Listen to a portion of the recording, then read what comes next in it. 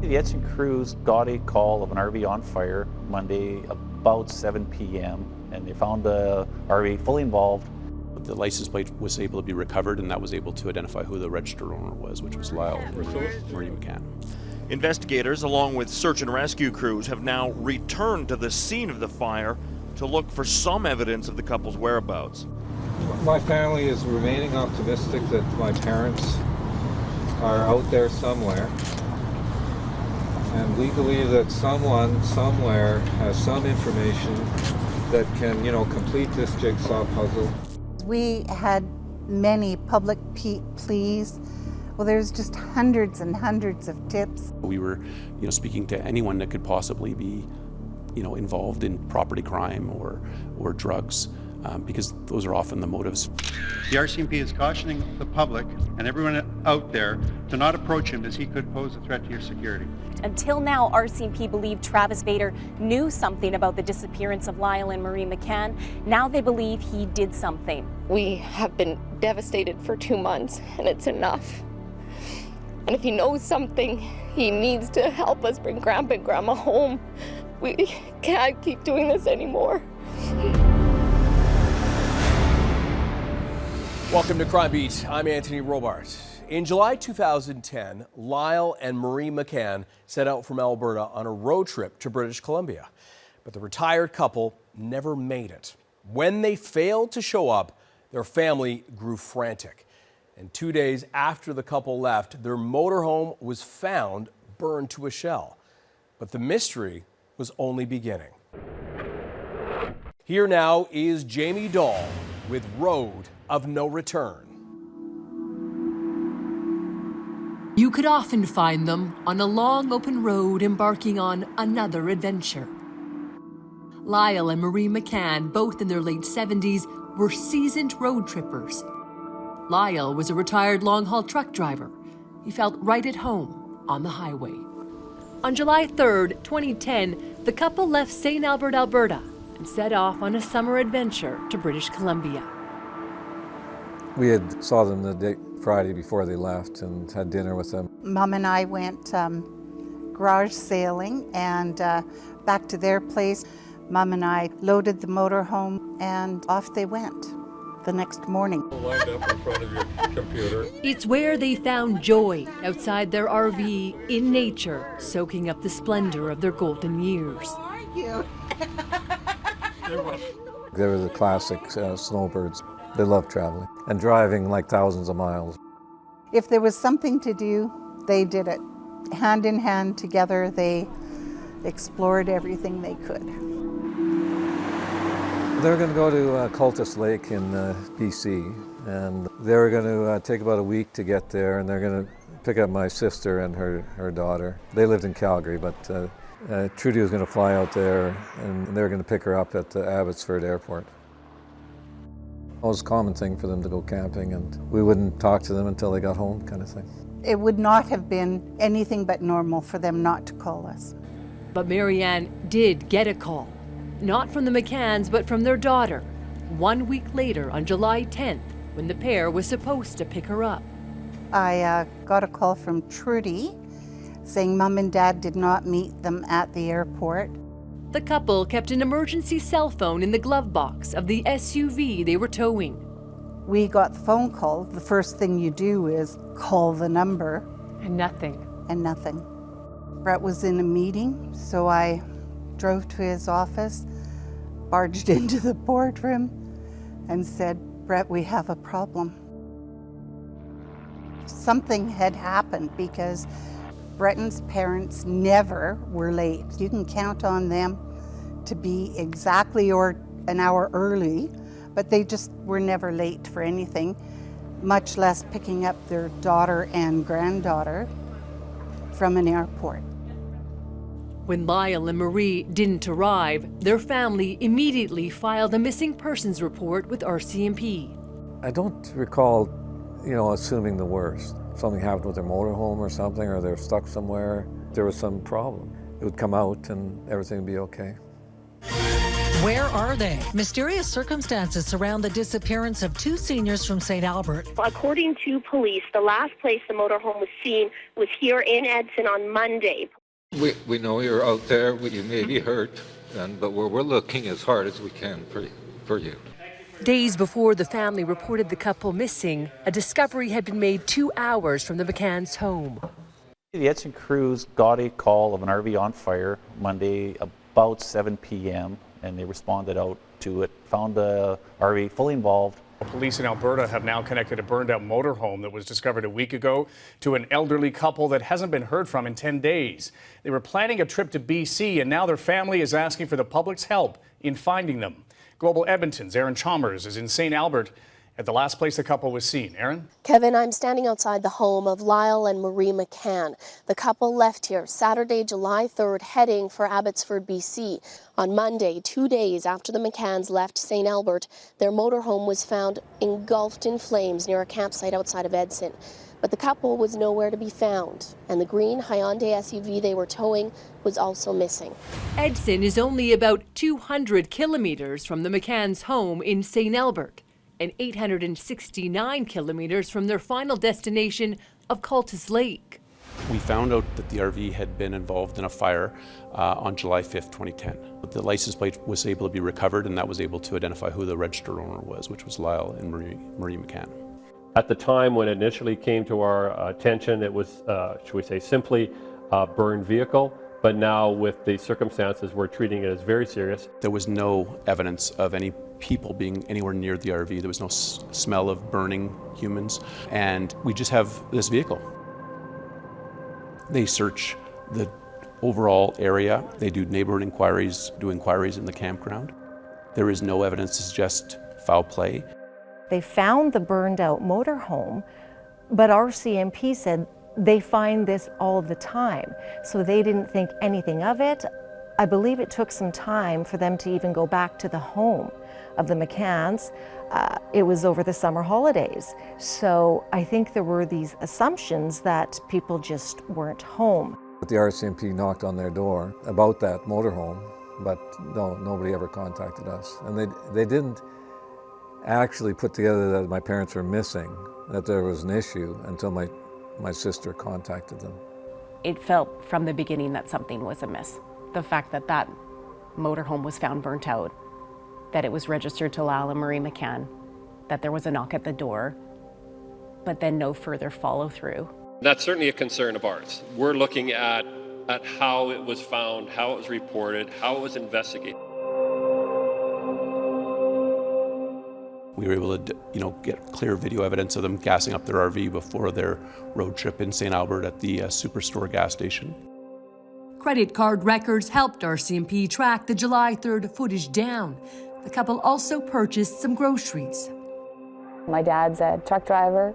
They gassed up in St. Albert, and they would have been just blown through the mountains by, the end of the first day. So it doesn't make any sense. These were the most loving, decent people. So something couldn't happen to them, couldn't possibly.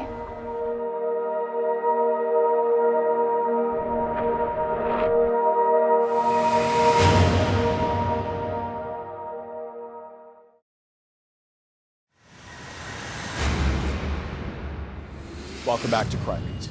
As the investigation into the disappearance of Lyle and Marie McCann intensifies, police search for the missing SUV they were towing, hoping that will provide a clue to the couple's whereabouts. Here again is Jayme Doll with Road of No Return. We really need to find this SUV. Our whole family is very hopeful that, that they're somewhere, and they may be hurt, but that they're somewhere. And we're very hopeful that the public can help us, through this SUV, find our parents. Right now our investigators are following up on tips, on interview material, anything that we can work upon, trying to determine what direction of travel that SUV took from that area.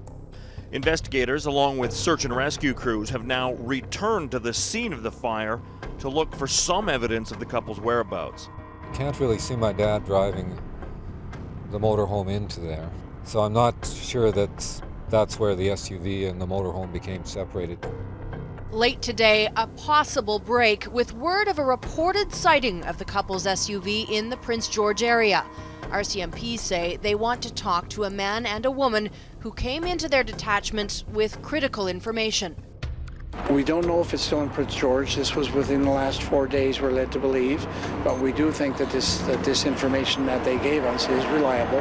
They had the plate number, they had the description of the vehicle. So that person, I believe, was convinced it was a McCann SUV, maybe even convinced about the license plate. But I can tell you that based on the investigation, there is no evidence to suggest that that SUV went to Prince George. So ultimately, was that tip a red herring? Yes, it was absolutely a red herring. And one that generated a fair bit of work. We had many public pleas, help us find our parents and everything, that people phoned in and tips came in. Well, there's just hundreds and hundreds of tips. I created a page on Facebook, help us find Lyle and Marie. It's a mystery, you know, and I think people want to help us to solve it, to get beyond the nightmare. Look at the determination and the spirit of this little beauty. We've got four, we're challenging one another to see which one is going to be dominant. So it's got free rein of the yard. I give all four equal chance. My dad was very strong and very nice, and he was a truck driver, so when I was growing up he would be out of town sort of half the week kind of thing. He had a steady route into BC. My mom was, she loved her home. She was an excellent cook. She loved making meals and having company, and loved taking care of people. Shopping with her, laughing with her. Everything you did with Mom was beautiful. Dad was one of Brett's best friends, a total guidance. They both guided both Brett and I throughout our married life. They were almost married 60 years. They loved each other very much. I remember, they always called each other darling. Lyle and Marie McCann built their lives in St. Albert, moving to the community 44 years ago and raising their 3 children. I'm the oldest. I'm the baby. It was absolutely a huge story. It was a story that quickly gained national attention because of that relatability. It could be your grandparents or parents. And that attention was also on the RCMP from the beginning and how they were handling the case. The McCanns were last seen gassing up their motorhome on July 3rd. The burned-out vehicle was found in the bush 2 days later, but police admit they didn't properly follow up on the evidence. I think that a couple of mistakes have been made. The matter of the burned motorhome coming to light and being reported on the 5th, and the delay from there till the 10th. Well, I will say this, is that in any investigation, I've yet to see a perfect investigation. And so there's always going to be opportunities that with the benefit of hindsight, you're like, well, what could we have done this? Could we have done that? I just don't believe that there really was much to go on. On July 16th, 6 days after the missing persons report was filed, a break in the case. On a lonely back road west of Edmonton, police find the vehicle they've been looking for, a Hyundai SUV belonging to Lyle and Marie McCann, an elderly couple who disappeared on their way to the Lower Mainland. It was found near Carrot Lake, about 200 kilometers from the McCann's home, and now police fear the worst. We suspect foul play. Everybody can draw their own conclusions. This is completely out of character for someone not to have contacted, in this case, their daughter, and not to have arrived on time. I guess the best way to answer that is we assume the worst and hope for the best.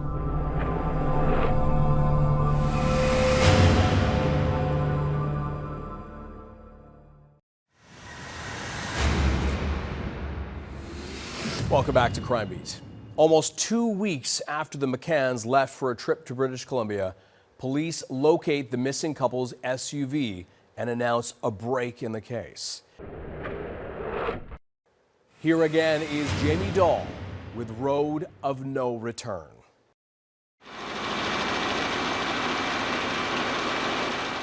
RCMP said they got tips from the public who claimed to have seen a man driving the McCann's SUV in the Edson area.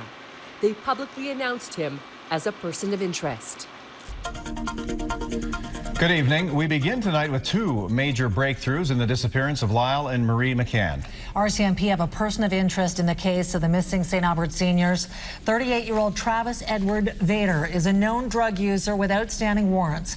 And late today, police announced the couple's SUV has been located west of Edmonton. We don't know where Mr. Vader is right now, and we need the public's help in trying to locate him.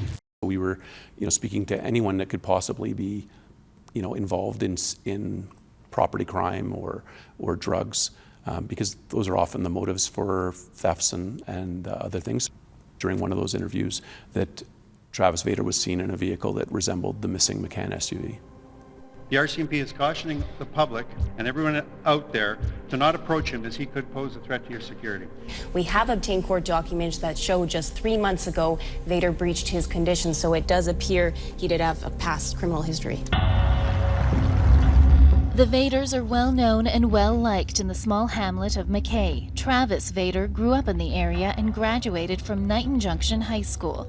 It's also where, until just a few years ago, he was raising his family of 7. Friends and neighbors say he's been spotted in the area, but because of his reputation for violence and fighting, many are simply too scared to report his whereabouts to police.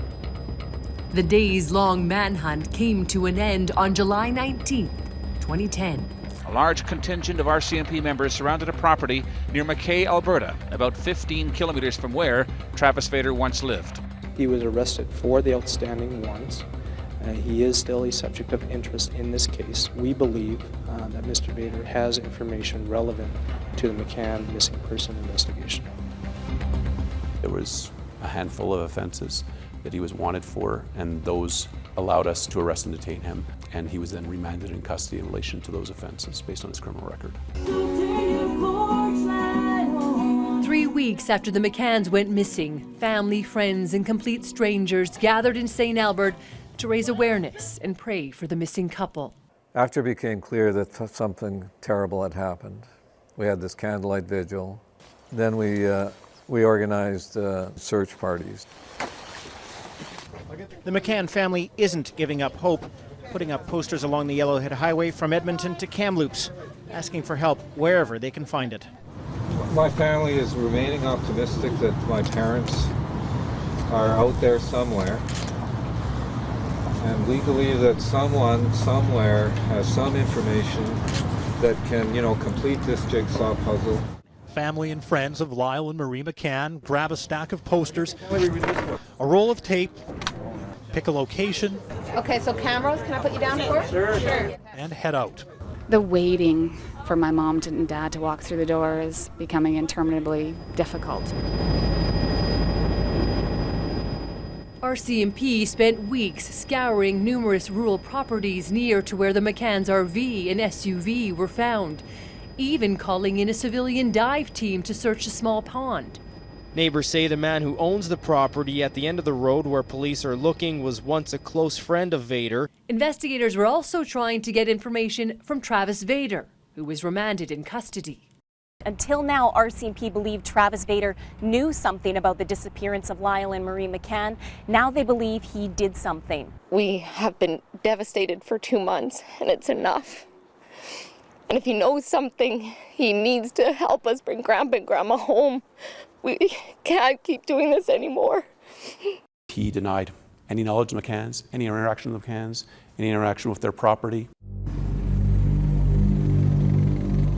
Deep in the heart of central Alberta, friends and family of Lyle and Marie McCann scour the dense brush for clues. We're trying to stick to all the back little wiggly roads where nobody travels. Marie McCann describes this area as Travis Vader's backyard, saying Vader grew up in the area and likely knows these remote roads inside and out. Still, for searchers, the area is incredibly vast. I covered numerous searches during that time. You're out there and it is deep boreal forest. It is acreages, spotty properties, mostly gated, many of which have no trespassing signs. I remember one time approaching someone who lived out there and they said, "We live out here for a reason, look at the sign." It wasn't a friendly place. The months soon grew cold, and so did the search for the McCanns. The family put up billboards offering a $60,000 reward. But the hope they had steadfastly clung to was beginning to fade, and by November, the ground search was called off. I started thinking the worst and that they were gone. Then a matter of finding out how and why and where. RCMP were absolutely incredible at keeping us informed and updated. I remember asking if they thought that Mom and Dad could still be alive. And he said no.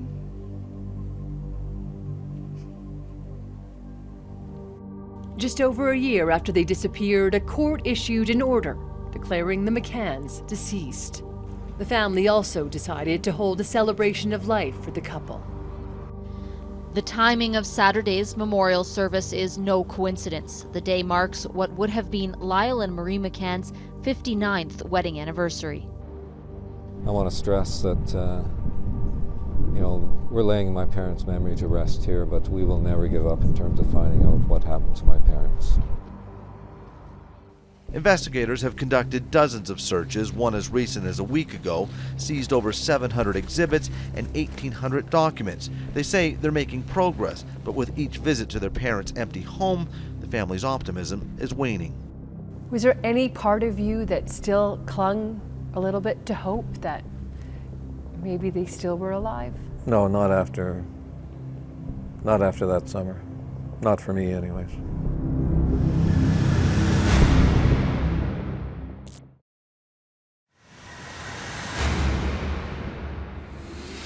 Welcome back. Travis Vader remained in custody on unrelated charges for which he was convicted and sentenced in December 2011. But his troubles with the law did not end there. He was facing another round of charges, 14 in total, arising out of events alleged to have occurred the previous year. These charges included drug trafficking, theft, and possession of a firearm. But it wouldn't be until April 2012 that Travis Vader would face the most serious charges of his life. Now, back to Jayme Doll with Road of No Return. As the investigation proceeded, police named Vader as an official suspect. The McCanns have never been found. They were legally declared deceased last summer, and today, 22 months after they disappeared, Travis Vader is charged with their murders. Understandably, the public have many questions about what happened to the McCanns. Those questions will be answered in due course through the court process. We've never had a confession from Mr. Vader.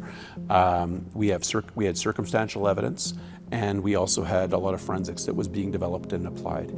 As long as he was still in custody, we were continuing to examine what other avenues might exist. We are very relieved. As you know, this has been quite an ordeal. We've waited a long time for this arrest, almost 2 years. We still don't know what happened to my parents and where my parents are. 2 years later, in 2014, just weeks before Travis Vader was set to stand trial for a double murder, a shocking twist in the case. Some disappointing news today for the family of an Alberta couple who went missing almost 3 years ago. Charges against Travis Vader, the man accused of killing Lyle and Marie McCann, have been stayed.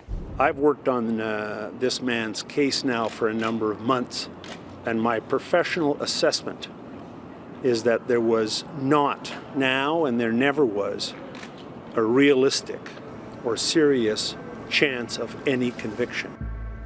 When Travis Vader was charged, it was just weeks before jury selection.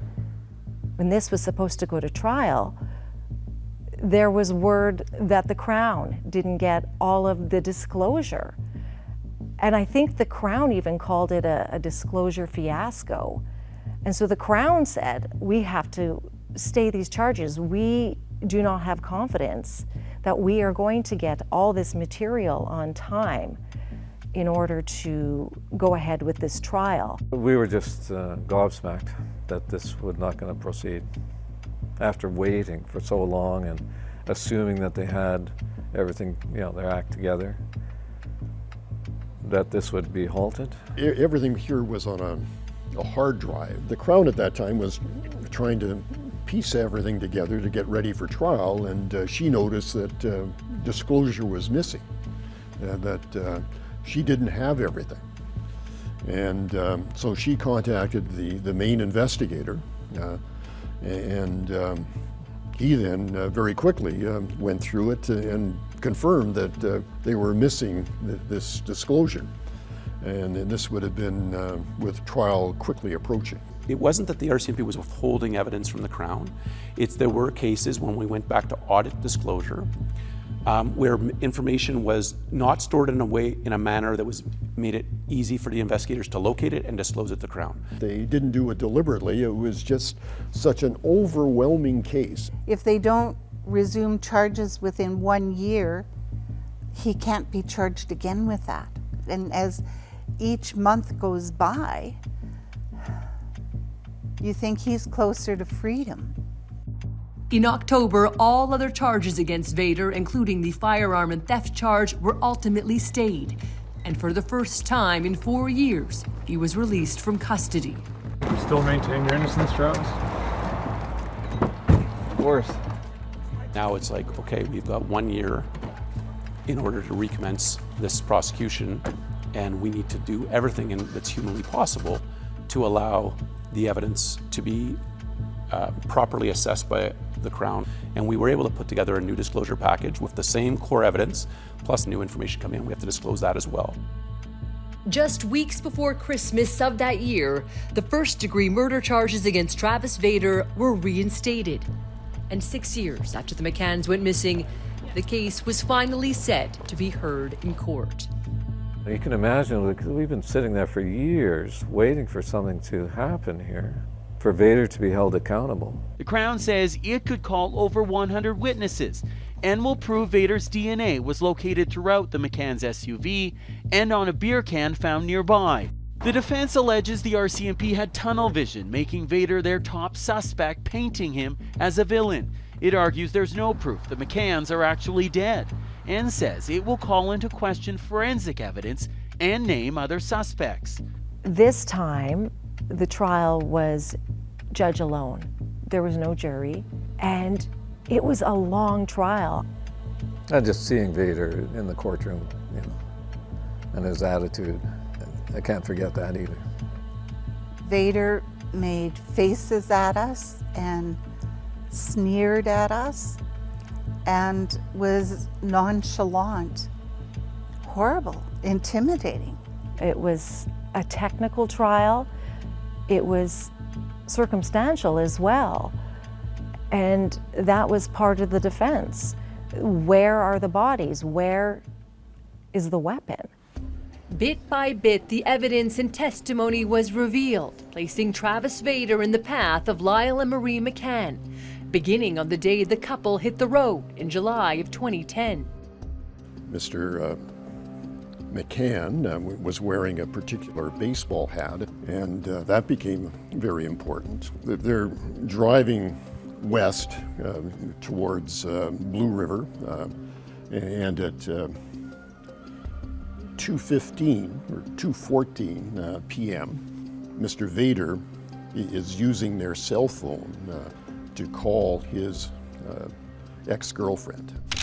Investigators eventually recovered the McCann cell phone after an interview with the ex-girlfriend. She said she found the phone at a mutual friend's residence that Travis was known to stay at, and before the police knew that she had the phone, she disposed of it in a dumpster. A large part of this trial was very technical, showing cell phone towers and where cell phones pinged. The Crown relied on those cell phone records and witnesses to help retrace Vader's whereabouts. Around noon that day, he had been at a friend's place whom he had done drugs with in the past, who lived near Piers, Alberta. So that would have been between Edson and Carrot Creek. And he showed up, and he was driving what was later determined to be a stolen Ford F-350 truck. And that vehicle later was located with an attempt to burn it, but it hadn't burned. The key to the McCann SUV was found in that. So you've got that timeline. 10:08 a.m., the McCanns leave. 12:15, Mr. Vader leaves Dave's place in the Piers, Carrot Creek, Edson area. 2:15, he's using their phone. And at 4:15, he shows up at Dave's place driving their vehicle. He was broke prior to that. He now had money. All the while, what he's done is he's moved the McCann RV and their SUV, took those to a nearby campground at Minnow Lake. The campground caretaker did knock on that RV's door and never got anyone to come to the door because he was looking to make sure that they'd paid because they hadn't. On July 5th, the RV is found burning on a back road not far from the campground. I still think that my parents' bodies were in the motorhome, but the police said that they searched the ashes, basically, of the motorhome and found no trace of their bodies. We had anthropologists go through, just out of an abundance of caution, looking for any type of evidence that might reveal human remains. There was nothing found. But it was the evidence inside the McCann's SUV found steps away from a roadside turnoff on Highway 16 the Crown hoped would help solidify its case against Travis Vader. DNA from Travis Vader, I think it was on the gear shifter, on the steering wheel. Mr. Vader bled small amounts in the SUV. His DNA is all over the inside of the vehicle. The significance as well of that Bogue hat is that it had a blood spatter from Mr. McCann. It also had a bullet hole in it. And the canned goods had Marie McCann's blood, and it was blood spatter on the cans. The blood spatter expert confirmed from the blood spatter that those items, the blood spatter would have been deposited on those items outside the SUV, that they were subsequently placed in the SUV, but whatever bloodletting had resulted in the death of the McCanns did not take place in the SUV. The RCMP had told us that when Mom and Dad left St. Albert, they probably stopped at a comfort station, and that's where Vader got in. Mr. Vader has always denied, to my knowledge, to this day denies responsibility for these deaths. But certainly the evidence that we had is on that day he had a stolen vehicle that was not functioning properly, and if he wanted to get another vehicle, one location that might be someplace that you could take a vehicle maybe without even needing to use force would be if people stopped and got out of their vehicle and left the keys in the car. So it's certainly my hypothesis. From the bullet hole in Mr. McCann's hat, I would expect that a firearm was used, but because we don't have the bodies, other means could have been used to kill them. But the evidence clearly indicated that he robbed them and caused their deaths. The image that always comes to my mind is, at one point he killed them. He killed one while the other was watching. That's the image that I can't shake.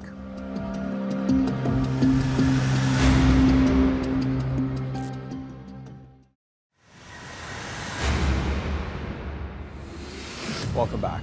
After nearly 6 years, the McCanns will finally see if justice will be served.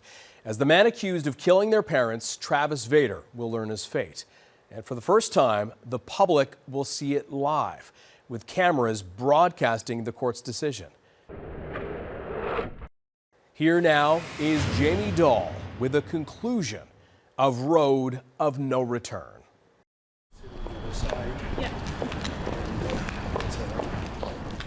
This high-profile crime drew so much attention because of the accused. Travis Vader was free on bail during most of the trial, but was often late to the proceedings. He was eventually rearrested in May for allegedly testing positive for meth and allegedly contacting a witness, later charged with break and enter. It took, again, so long for this trial to wrap up, and it took months for Justice Denny Thomas to come to his decision as well.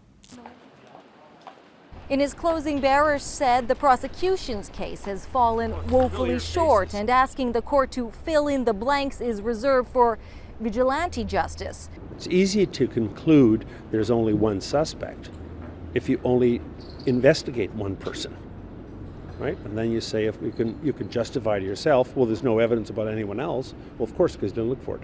I think in general it is difficult to prove a murder case, especially, or even a homicide generally, where you don't have bodies and you don't have a weapon, you don't have a confession, or you don't have any what we call direct evidence. But it's not impossible.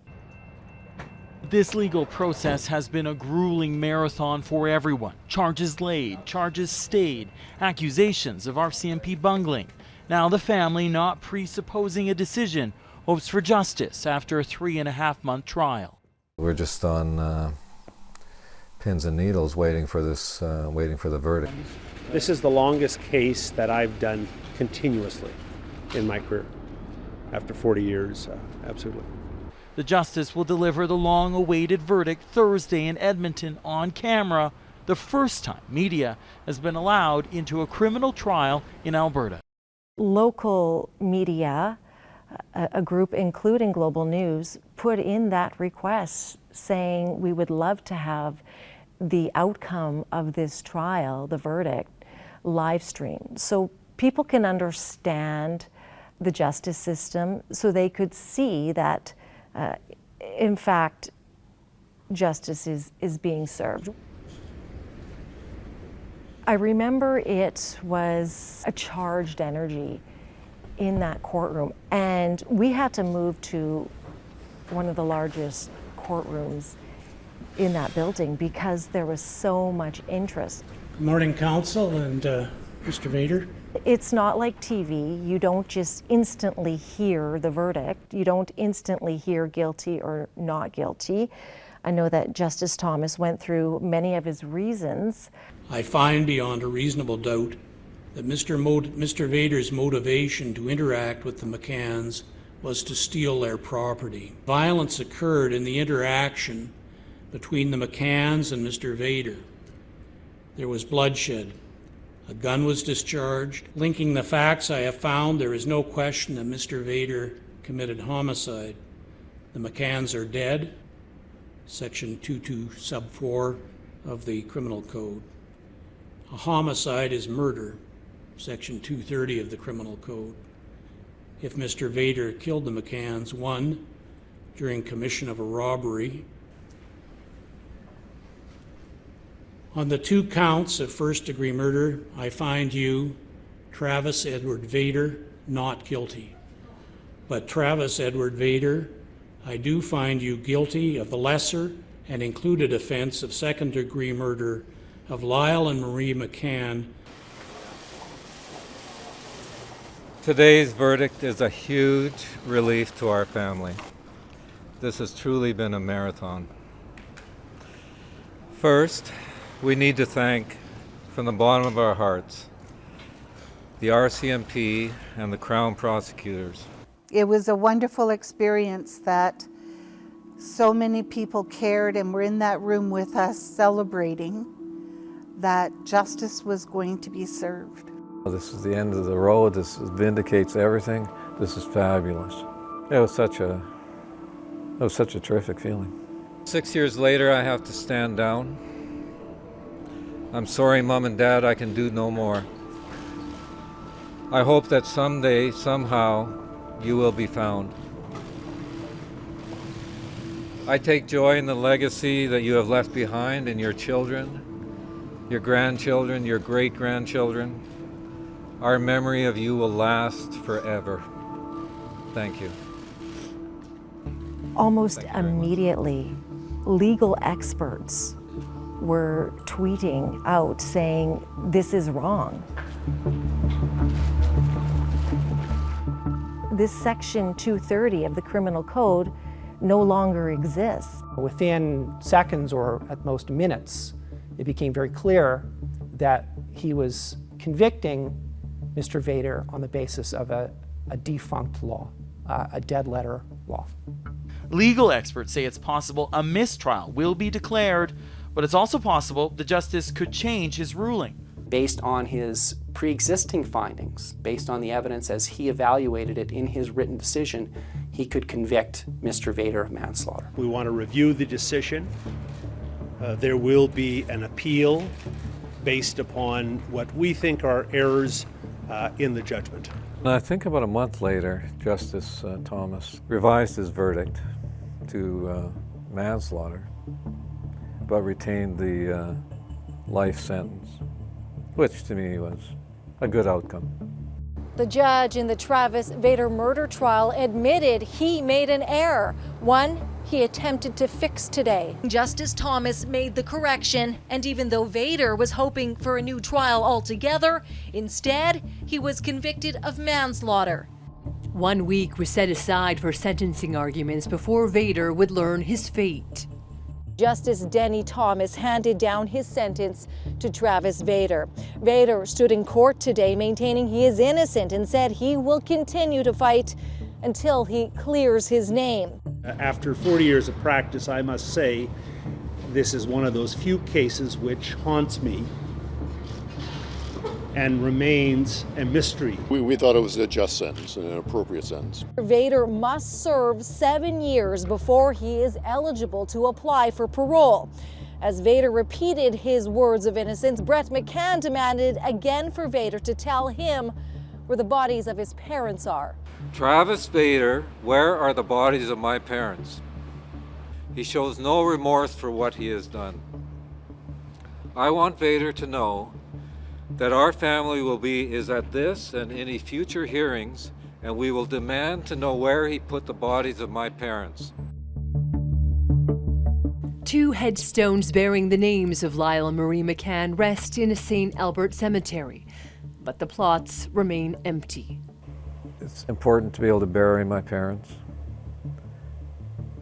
And bigger, it lets us know what happened. And as time goes by, I don't lose that need to know. A bill named after the McCanns is currently before the House of Commons. It proposes stronger penalties for convicted killers if they refuse to disclose the location of their victims' remains. When people have been proven to have credible information on the location of those remains who are refusing to provide that, in my opinion, they're committing another crime against the family by withholding that information. And so it's so important that families get that closure. There's no way they deserve this. I hope they remember them. McCann's Law would plant their name in eternity. You think, how can anybody do this to such a loving, caring couple? I am totally grateful that I had them in my life. I am totally grateful that they gave me Breton to love for this long.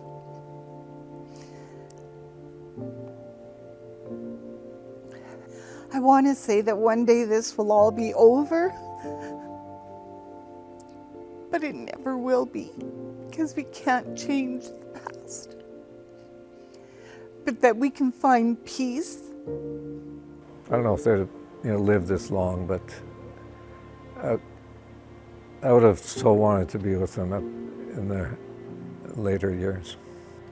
They met my grandson, but they never saw my granddaughters.